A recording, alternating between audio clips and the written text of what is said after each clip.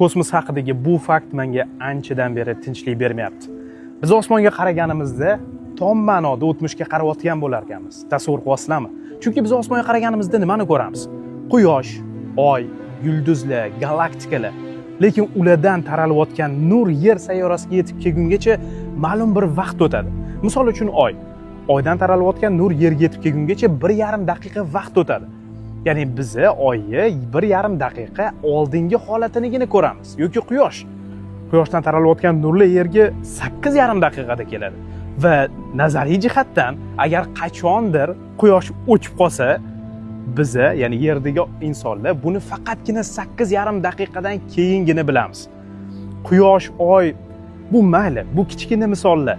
Lekin butun boshli galaktikalar bor. Hamma biladigan o'sha Andromeda galaktikasi. Biz teleskopdan u galaktikani yerdan turib ko'ra olamiz va biz uni 2,5 million yil oldingi holatini ko'rar ekanmiz. Tasavvur qilasizlarmi?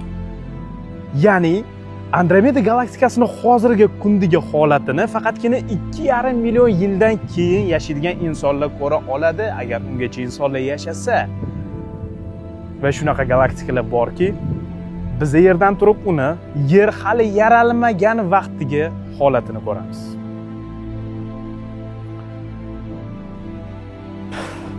Bilarmidinglar? Bilmaydigan do'stingizga yuborib qo'ying.